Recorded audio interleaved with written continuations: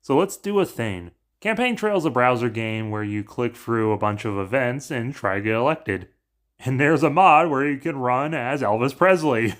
Down here, they even play Elvis songs during this. I will keep this muted because copyright is nonsense on YouTube. So we're going to be running as president in 1968 as Elvis Presley. We have a backstory. During this deeply countercultural and strange period, many have looked towards new mindsets and ideas. From the Summer of Love to the Vietnam War, conservatives have watched in horror as segregation collapsed and strange. Psychedelic youth ravaged the cities with drugs and messages of radical defeatism, and progressives see nothing short of a beautiful universal change in customs, ideas, and philosophy worldwide towards peace, justice, and happiness. Nonetheless, a washed-up Elvis Presley, the giant of the 50s, had begun expressing an interest in politics by 1960, when he had returned from military service and was at the height of his popularity. Due to his young age, he was unable to run for much office, but had found success in endorsing local candidates in Memphis, Nashville, and Vegas, all cities he had a deep fondness for. As his movie career went down the dumpster by 1964, he had started considering serious ambitions to run for president on a Democratic ticket, despite his age. Regardless, his successful run as governor of Tennessee had proven that he has serious electability. In his efforts in catching up to trends in society, music and culture have also proven in showing him as the hip candidate that nonetheless is God-fearing and fully American in nature.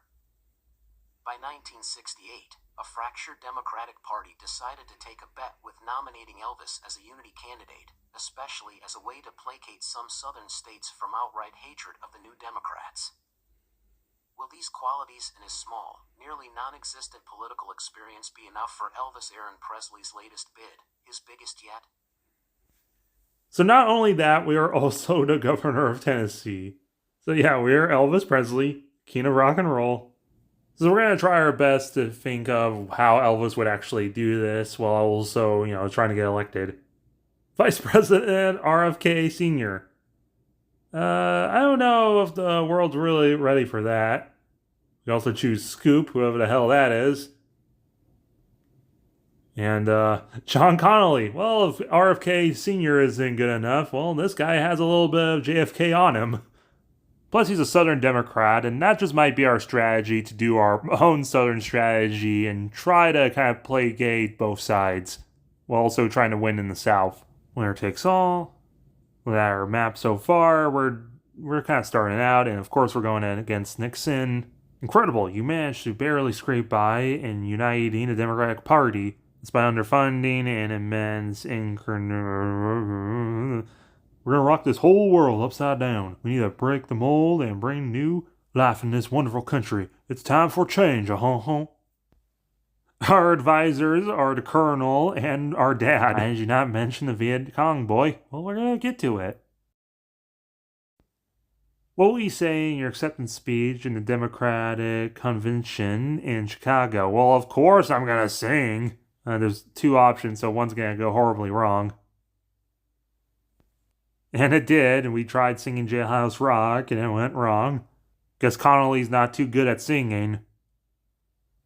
Going to the map, we just started. But because who we are, we have Mississippi on lockdown. And because of who I am, we're going to take our first visit to Michigan. Many in your party have worried about your choices of Connolly as your running mate. They mention his consistent segregation record and his conservative politics in Texas. Well, we're still trying to win in the South, so Connolly will be the bridge between progressive Democrats and Democrats of Dixie. In a way, that'll help bring us together as America towards a better tomorrow. Dixiecrats are not popular nationwide. What are you thinking? Well, I don't know, I'm trying. What's our stance on Vietnam? Okay, let's check the map. We're actually doing okay, sort of. I mean, look, Blue Texas, holy shit. So yeah, Elvis was drafted into Vietnam, and we're gonna go with, I'm not that good at technical nonsense of diplomacy, but I will do my best, eventually ending the Viet Cong War. Okay, we lost a little bit of ground, but let's try Georgia.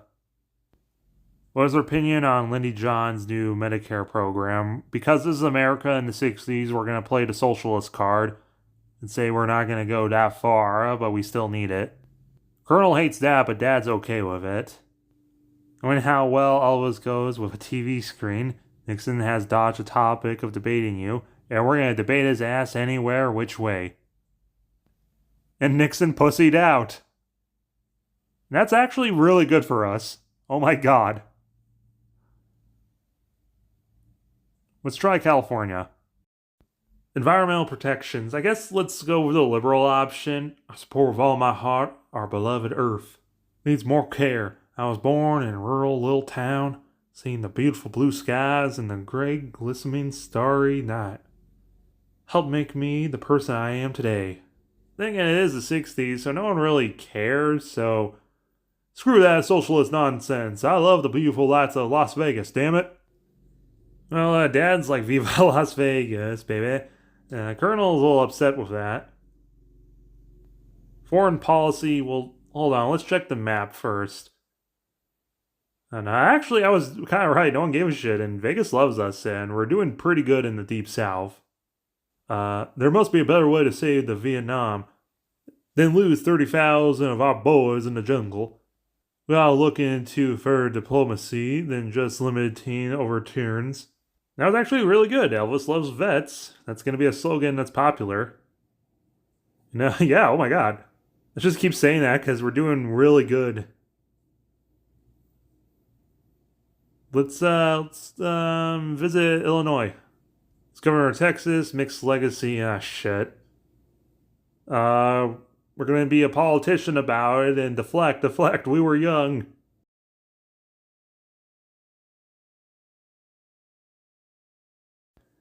At least Dad thinks that's a good answer. We're still doing pretty well. The Dixiecrats are pissed off. Shit. It is 68 election, so, who needs those racist bastards? The hell of them! Got two options, so, this could go pretty bad. We got the less bad option. He's not running for a third party, he's just running in Alabama. So George Wallace is gonna just win Alabama and we can just ignore him. But because he's not running for a third party ticket, we don't have to care about his segregation today and forever speech. That's just 10 electoral points down the shitter. Still kind of crazy how Alabama costs 10. So we're gonna deflect and say he gives the South a bad name for being a racist. Which is actually the right option in real life and this game. We're just broadly popular everywhere, even in Alaska. Let's move over, Pitbull. We're going to Kodiak. Some advisors recommend you go on a comeback tour because 68. Across the U.S. We'll go... let's try Hawaii, Cali, Oregon, Washington, and Vegas, baby.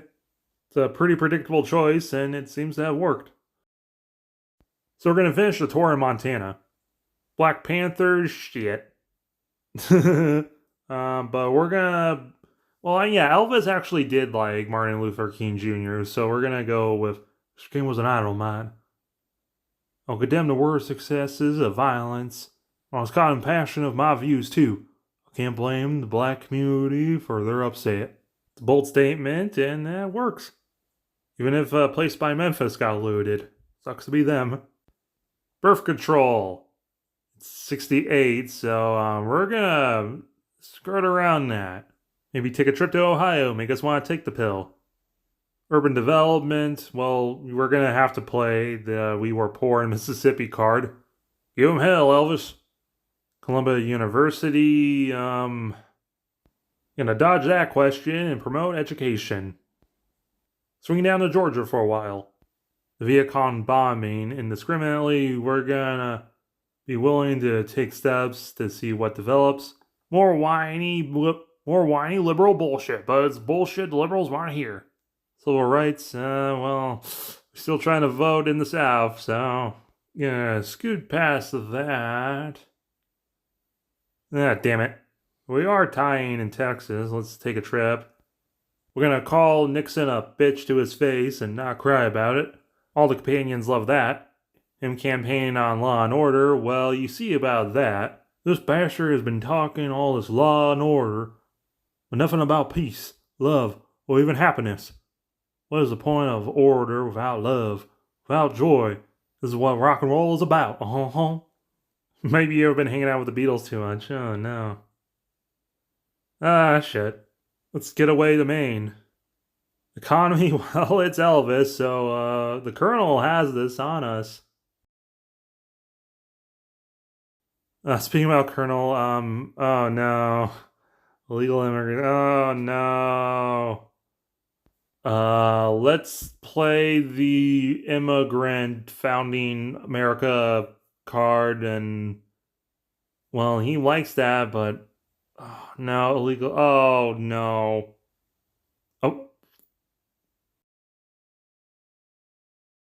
Oh, we're gonna pray that we succeed in this, or not.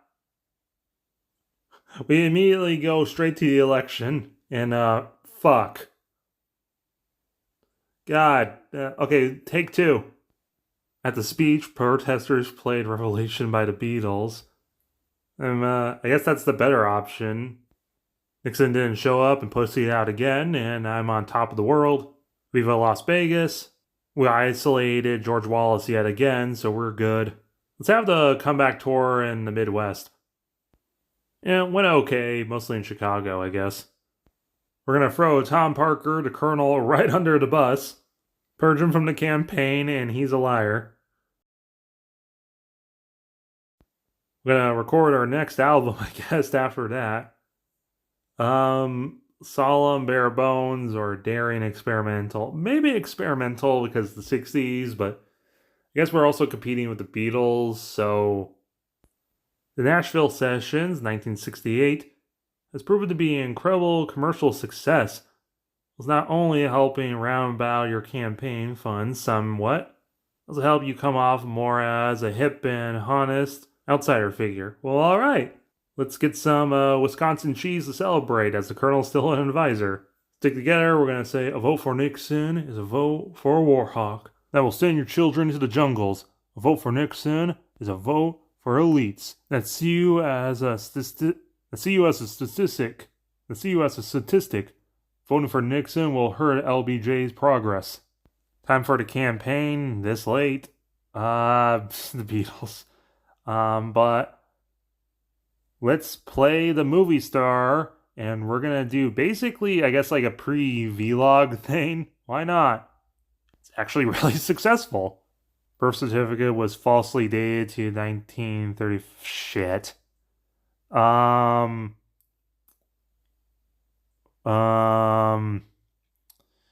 can get into a lot of hot water saying, well, it's only 1 year off.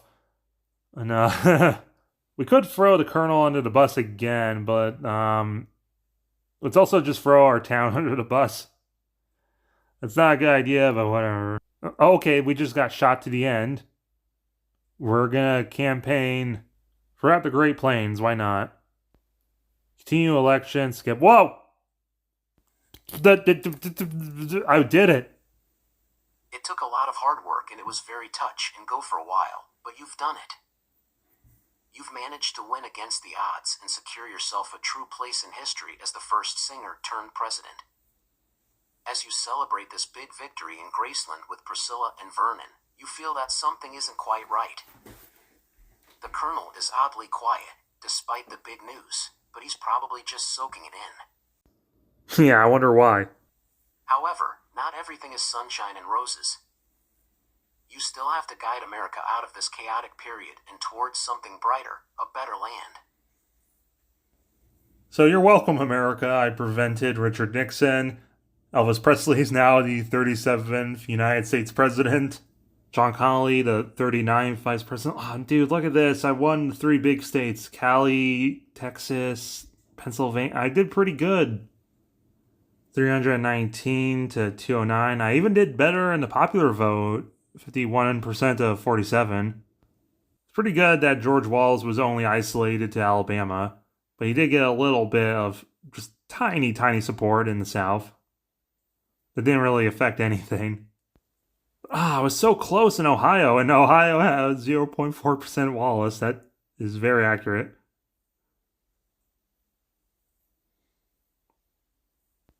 It was actually really not that far off in some places. Colorado was a swing state, and I very nearly did not win it. Let's all go there and have big ass sandwiches. But yeah, this was fun. I don't know if you guys want to see me do it again or a different campaign. Let me know in the comments below. If you're new here, hit that like button and subscribe.